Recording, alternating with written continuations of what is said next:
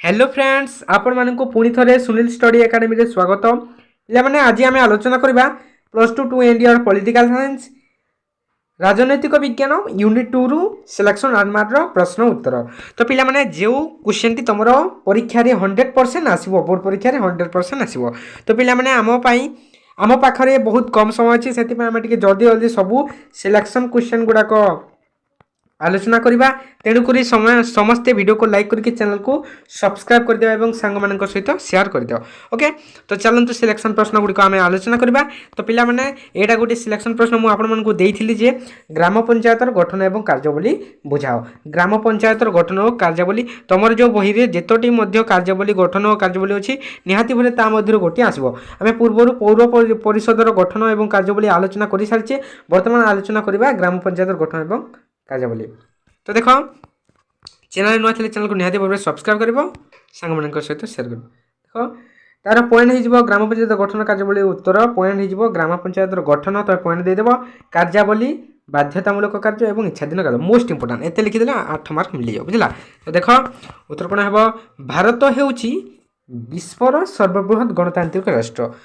देख भारत होउची विश्वर सर्वबृहत सबुठारु बड़ गणतांत्रिक राष्ट्र। यार 71% लोक ग्रामांचल बास करुथिबारु जातिर पिता महात्मा गांधी भारतर आत्मा ग्राम रही बोली मत प्रकाश करथिले। एटा न लिखिले मध्य चलिबो काहे ना एटा तुम बही नहीं। ओके, तो देख यार 71% लोक भारत रे 71% लोक ग्राम रे बास करती ग्रामांचल रे बास करती से महात्मा गांधी भारतर आत्मा ग्राम रे रही बोली कहिथिले। से भारत को एक आदर्श राष्ट्र रे गढ़ी तोलिबार स्वप्न देखिथिले। एणु ग्राम स्वराज पंच व्यवस्था एटा पंचायत व्यवस्था पिला माने न्यास व्यवस्था सर्वोदय इत्यादि विषय चिंता करथिले।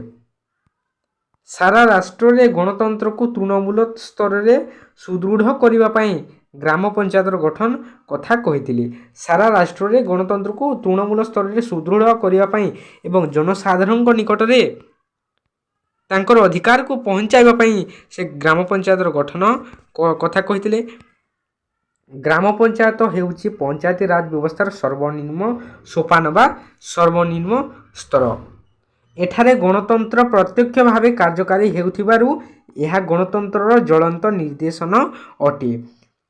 तापर देख 2001 मसीहा जनगणना अनुसार ओडिशा रे 51,349 ग्राम रही। देख 2001 मसीहार जनगणना अनुसार ओडिशा रे केते केते ग्राम अछि ना 51,349 ग्राम रही। एक बा एकाधिक ग्राम को नहीं ग्राम पंचायत गठित हुए। एक बा एकाधिक ग्राम को नहीं ग्राम पंचायत गठित हुए। ओडिशा रे ग्राम पंचायत संख्या 6236। केतोटी ग्राम पंचायत अच्छी ना 6236। ओके, एतिक बुझिल। तापर ग्राम पंचायत गठन देख बुझला। ग्राम पंचायत गठन एटा गोटे पॉइंट। ओके, पॉइंट दे दो तुम लिखिबो। तापर ग्राम पंचायत हेउची ग्राम शासनर कार्यपालिका। ग्राम शासनर कार्यपालिका प्रति ग्राम शासन को अनेक वार्ड रे विभक्त करा जाए। गोटे ग्राम पंचायत रे 11 रु 25 टी वार्ड थाए। प्रति वार्ड रु जणे व्यक्ति वार्ड मेंबर भाबरे साबालोक भोट द्वारा निर्वाचित होइतांती। देख पिला माने भल से बुझ। ग्राम पंचायत हेउची ग्राम शासनर कार्यपालिका प्रति ग्राम शासन को अनेक वार्ड रे विभक्त करा जाए। प्रति जेतोटी ग्राम रहिछि ताकू अनेक वार्ड रे विभक्त करा जाए। देख गोटिए ग्राम पंचायत रे केतोटी ना 11 रु 25 वार्ड थाए।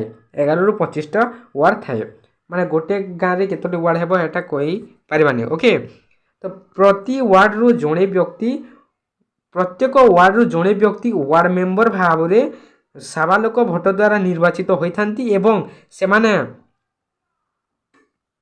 पंचायती राज व्यवस्था रे अंशग्रहण करते। ओके, तापर देखो प्रति ग्राम पंचायत 3टी संस्था थाए। देखो प्रति जेतोटी मध्य ग्राम पंचायत रही प्रति ग्राम पंचायत रे 3टी संस्था थाए यथा पल्ली सभा वार्ड ग्राम सभा सबू लोकों को नहीं गठित एवं पंचायत निर्वाचित सदस्य सबू को नहीं गठित। ओके, 73তম ସମ୍ବିଧାନ ସଂଶୋଧନ ଦ୍ୱାରା ରାଜ୍ୟ ନିର୍ବାଚନ କମିଶନର ଗ୍ରାମ ପଞ୍ଚାୟତ ନିର୍ବାଚନକୁ ନିୟନ୍ତ୍ରଣ କରାଯାଇଛି। କେତେ ନା 73ତମ, ମନେ ରଖିବ 73ତମ ସମ୍ବିଧାନ ସଂଶୋଧନ ଆଇନ ଦ୍ୱାରା ରାଜ୍ୟ ନିର୍ବାଚନ କମିଶନର ଗ୍ରାମ ପଞ୍ଚାୟତ ନିର୍ବାଚନକୁ ନିୟନ୍ତ୍ରଣ କରିଥାନ୍ତି। 73ତମ ସମ୍ବିଧାନ ସଂଶୋଧନ ଦ୍ୱାରା ଗ୍ରାମ ପଞ୍ଚାୟତ ହେଉଛି ଗ୍ରାମ ଶାସନର କାର୍ଯ୍ୟପାଳିକା। ଗ୍ରାମ ପଞ୍ଚାୟତ ହେଉଛି ଗ୍ରାମ ଶାସନର କାର୍ଯ୍ୟପାଳିକା। ସରପଞ୍ଚ ହେଉଛନ୍ତି ଏହାର ମୁଖ୍ୟ। କିଏ ନା ଗ୍ରାମ ପଞ୍ଚାୟତର ସରପଞ୍ଚ ହେଉଛନ୍ତି ଏହାର ମୁଖ୍ୟ। ସେ ଭୋଟମାନଙ୍କ ଦ୍ୱାରା ସିଧାସଳଖ ନିର୍ବାଚିତ ହୋଇଥାନ୍ତି। ପିଲାମାନେ ଏଇଟା ଭୋଟରମାନଙ୍କ ଦ୍ୱାରା ହେବା କଥା। ସେ ଭୋଟରମାନଙ୍କ ଦ୍ୱାରା ସିଧାସଳଖ ନିର୍ବାଚିତ ହୋଇଥାନ୍ତି। ପ୍ରତି ୱାର୍ଡ଼ରୁ ଜଣେ ମେମ୍ବର ମଧ୍ୟ ଏହିପରି ନିର୍ବାଚିତ ହୋଇଥାନ୍ତି। ପ୍ରତ୍ୟେକ ଯେଉଁ ମଧ୍ୟ ୱାର୍ଡ଼ ଅଛି ପ୍ରତ୍ୟେକ ୱାର୍ଡ଼ରେ ମଧ୍ୟ ଜଣେ ମେମ୍ବର କ'ଣ ନା ଏହିପରି ଭାବରେ ନିର୍ବାଚିତ ହୋଇଥାନ୍ତି ଭୋଟ ଦ୍ୱାରା। ସରପଞ୍ଚଙ୍କ ବ୍ୟତୀତ ଜଣେ ନାୟବ ସରପଞ୍ଚ ଥାନ୍ତି। ସରପଞ୍ଚଙ୍କ ବ୍ୟତୀତ ତାଙ୍କ ତଳେ ଆଉ ଜଣେ ସରପଞ୍ଚ ଥାନ୍ତି, ସେ ହେଉଛନ୍ତି ନାୟବ ସରପଞ୍ଚ। ସେ ୱାର୍ଡ଼ ମେମ୍ବରମାନଙ୍କ ଦ୍ୱାରା ସେମାନଙ୍କ ମଧ୍ୟରେ ନିର୍ବାଚିତ ହୋଇଥାନ୍ତି। ସେବେ ତିନୋଟି ଯେଉଁ ୱାର୍ଡ଼ ମେମ୍ବର ସଂସ୍ଥା ଅଛି ତାଙ୍କ ଦ୍ୱାରା ସେ ନାୟବ ସରପଞ୍ଚ ନିର୍ବାଚିତ ହୋଇଥାନ୍ତି। ୱାର୍ଡ଼ ମେମ୍ବରଙ୍କ ଦ୍ୱାରା ସେମାନଙ୍କ ମଧ୍ୟରେ ନିର୍ବାଚିତ ହୋଇଥାନ୍ତି। ବର୍ତ୍ତମାନର ବ୍ୟବସ୍ଥା ଅନୁସାରେ ସରପଞ୍ଚ ମହିଳା ହୋଇଥିଲେ ନାୟବ ସରପଞ୍ଚ ପୁରୁଷ ହେବ। ଯଦି ସରପଞ୍ଚ ମହିଳା ଅଟନ୍ତି ତ ତାହେଲେ ନାୟବ ସରପଞ୍ଚ ପୁରୁଷ ହେବ ଏବଂ ସରପଞ୍ଚ ପୁରୁଷ ହୋଇଥିଲେ ନାୟବ ସରପଞ୍ଚ ମହିଳା ହେବ। ଓକେ, ଏମିତି ହେବ। ତାପରେ ଦେଖ ସରପଞ୍ଚ ଗ୍ରାମ ପଞ୍ଚାୟତ ବୈଠକ ମାନଙ୍କରେ ସଭାପତିତ୍ୱ କରନ୍ତି। ଯେଉଁ ଆମର ଯେଉଁ ସରପଞ୍ଚ ଅଛନ୍ତି ସେ ଗ୍ରାମ ପଞ୍ଚାୟତର ବୈଠକ ଯେଉଁ ମିଟିଂ ହୋଇଥାଏ ବୈଠକ ମାନଙ୍କରେ ସଭାପତିତ୍ୱ ଗ୍ରହଣ କରନ୍ତି। ତାଙ୍କ ଅନୁପସ୍ଥିତିରେ ନାୟବ ସରପଞ୍ଚ ସଭାପତିତ୍ୱ କରନ୍ତି। ଯଦି ସେ କାର୍ଯ୍ୟ କରିପାରନ୍ତି ନାହିଁ ବା ଗାଦିଚ୍ୟୁତ ହୋଇଥାନ୍ତି ତାହେଲେ ତାଙ୍କ ଜାଗାରେ ନାୟବ ସରପଞ୍ଚ ସଭାପତିତ୍ୱ କରନ୍ତି। ସରପଞ୍ଚଙ୍କ ଦକ୍ଷତା, ନିଷ୍ଠାପରତା, ସଚ୍ଚୋଟ ଗୁଣ ଓ କର୍ତ୍ତବ୍ୟ ପରାୟଣତା ଉପରେ ଗ୍ରାମ ପଞ୍ଚାୟତର ଉନ୍ନତି ନିର୍ଭର କରେ।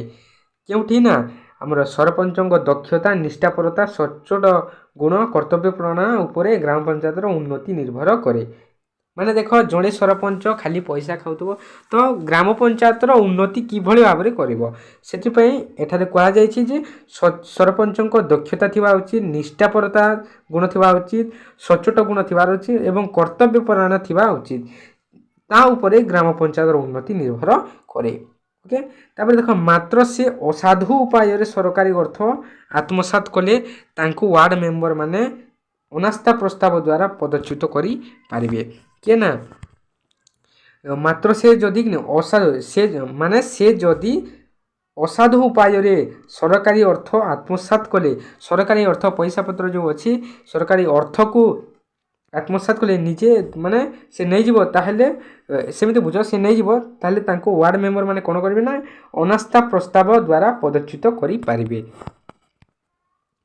ଗ୍ରାମ ପଞ୍ଚାୟତର କାର୍ଯ୍ୟକାଳ 5 ବର୍ଷ। କେବଳ ଗ୍ରାମ ପଞ୍ଚାୟତର କାର୍ଯ୍ୟକାଳ 5 ବର୍ଷ। ଓକେ, ଆବଶ୍ୟକ ସ୍ଥଳେ ସରକାର ଏହାକୁ ଆଗରୁ ଭାଙ୍ଗି ଦେଇପାରିବେ। ମାନେ କେତେ ଆଗରୁ 2 ବର୍ଷ ହେଇଛି, 2 ବର୍ଷ କାର୍ଯ୍ୟ କରିଛି ସେ ସରପଞ୍ଚ, 3 ବର୍ଷ କାର୍ଯ୍ୟ କରିଛି ତାକୁ ମଧ୍ୟ ଏମିତି ସେମାନେ ଅନାସ୍ଥା ପ୍ରସ୍ତାବ ଦେଇକି କାଟିପାରିବେ, ପଦଚ୍ୟୁତ କରିପାରିବେ ଏବଂ ଭାଙ୍ଗି ଦେଇପାରିବେ।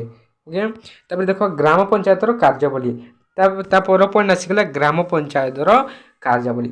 ଗ୍ରାମ ପଞ୍ଚାୟତର କାର୍ଯ୍ୟଗୁଡ଼ିକୁ 2 ଭାଗରେ ବିଭକ୍ତ କରାଯାଇଛି, ଯଥା ବାଧ୍ୟତାମୂଳକ ଓ ଇଚ୍ଛାଧୀନ କାର୍ଯ୍ୟ।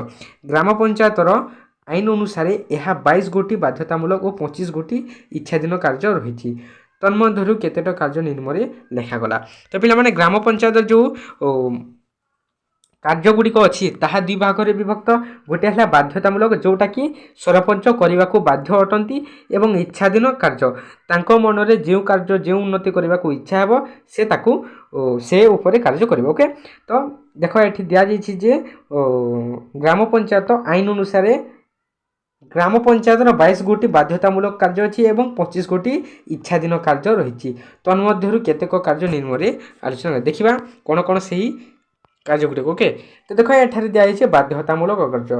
ତୁମକୁ ମନେ ରଖିବାକୁ ପଡ଼ିବ, ବହୁତ ସହଜରେ ମନେ ରଖି দেখ ମଧ୍ୟ ବାଧ୍ୟତାମୂଳକ କାର୍ଯ୍ୟ କ'ଣ କ'ଣ ନା ଦେଖ ଗ୍ରାମ୍ୟ ରାସ୍ତା ନିର୍ମାଣ ମରାମତି ଗ୍ରାମର ରାସ୍ତାରେ ଆଲୋକ ବ୍ୟବସ୍ଥା ଦେଖ ଗ୍ରାମରେ ପୋଖରୀ ଓ କୂଅ ଖନନ ଓ ସେଗୁଡ଼ିକର ମରାମତି ଦେଖ ଗ୍ରାମ ରାସ୍ତା ନିର୍ମାଣ ଗ୍ରାମର ରାସ୍ତା ଗୁଡ଼ିକର ନିର୍ମାଣ ଏବଂ ମରାମତି ଗ୍ରାମର ରାସ୍ତାରେ ଆଲୋକ ବ୍ୟବସ୍ଥା କରିବା ବିଦ୍ୟୁତ ଯୋଗାଣ କରିବା ଗ୍ରାମରେ ପୋଖରୀ କୂଅ ଖନନ ସେଗୁଡ଼ିକର ମରାମତି କରିବା ଖନନ କରିବା ଏବଂ ମରାମତି କରିବା ପାଇଖାନା ନାଳ ନର୍ଦ୍ଦମା ନିର୍ମାଣ ଓ ମରାମତି କରିବା ତାପରେ କଲେରା ବସନ୍ତ ହଇଜା ପ୍ରତିଷେଧକ ଟୀକା ପ୍ରଦାନ କରିବା ଜନ୍ମ ମୃତ୍ୟୁ ବିବାହର ହିସାବ ସଂଗ୍ରହ ଜନ୍ମ ମୃତ୍ୟୁ ପଞ୍ଜୀକରଣ କରିବା ଏଇଟା ଲେଖିଦେଲେ ମଧ୍ୟ ଚଳିବ ସାଧାରଣ ସମ୍ପତ୍ତିର ରକ୍ଷଣାବେକ୍ଷଣ ସାଧାରଣ ସମ୍ପତ୍ତି ଯେଉଁ ସରକାରୀ ଅନୁଦାନ ପାଣ୍ଠି ଗୁଡ଼ାକ ଅଛି ତାର ରକ୍ଷଣାବେକ୍ଷଣ କରିବା ସାଧାରଣ ଭୂ ସମ୍ପତ୍ତିର ଉନ୍ନୟନ ସାଧାରଣ ଭୂ ସମ୍ପତ୍ତି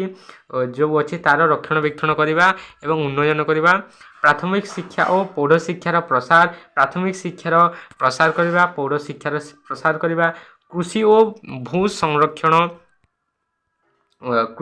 ସଂରକ୍ଷଣ ଉନ୍ନତି କରିବା ତାପରେ ପଞ୍ଚାୟତ ସମ୍ପତ୍ତି କୋଠାବାଡ଼ିର ପରିଚାଳନା ଓ ରକ୍ଷଣାବେକ୍ଷଣ କରିବା ପଞ୍ଚାୟତ ସମ୍ପତ୍ତି ଯେଉଁ ଅଛି ତାର କୋଠାବାଡ଼ିର ରକ୍ଷଣାବେକ୍ଷଣ କରିବା କୃଷିର ଉନ୍ନତି ଓ ମୃତ୍ତିକା ସଂରକ୍ଷଣ କରିବା ଇତ୍ୟାଦି ଏବଂ ହାଟ ବଜାର ନିୟନ୍ତ୍ରଣ କରିବା ଓକେ ଏଇଟା ହେଲା ଆମର କ'ଣ ନା ବାଧ୍ୟତାମୂଳକ କାର୍ଯ୍ୟ ଏଇଟା କରିବା ପାଇଁ ପଞ୍ଚାୟତ ବାଧ୍ୟ ଅଟନ୍ତି ତାପରେ ଦେଖ ଇଚ୍ଛାଧୀନ କାର୍ଯ୍ୟ କ'ଣ କ'ଣ ଅଛି ନା ଗ୍ରାମ ରାସ୍ତା କଡ଼ରେ ବୃକ୍ଷରୋପଣ ଗଛ ଲତା ଯୋଗାଇବା ତାପରେ ଶିଶୁ ଓ ମାତୃମଙ୍ଗଳ କେନ୍ଦ୍ର ପ୍ରତିଷ୍ଠା ଶିଶୁ ଏବଂ ମାତୃମଙ୍ଗଳ ପ୍ରତିଷ୍ଠା କରିବା ତାର କେନ୍ଦ୍ର ପ୍ରତିଷ୍ଠା କରିବା କୃଷିଜାତ ଦ୍ରବ୍ୟର ବିକ୍ରୟ କରିବା ଦୁର୍ଭିକ୍ଷ ଓ ପ୍ରାକୃତିକ ବିପର୍ଯ୍ୟୟ ବେଳେ ଲୋକଙ୍କୁ ରିଲିଫ୍ ଯୋଗାଣ କରିବା ସାହାଯ୍ୟ କରିବା ଉଦ୍ଧାର କରିବା ବ୍ଲକ ଓ ଚିତ୍ତ ବିନୋଦ କେନ୍ଦ୍ର ପ୍ରତିଷ୍ଠା କରିବା କୁଟୀର ଶିଳ୍ପର ବିକାଶ କରିବା ଗ୍ରାମମାନଙ୍କରେ ପାଠାଗାର ଓ ଗ୍ରନ୍ଥାଗାର ପ୍ରତିଷ୍ଠା କରିବା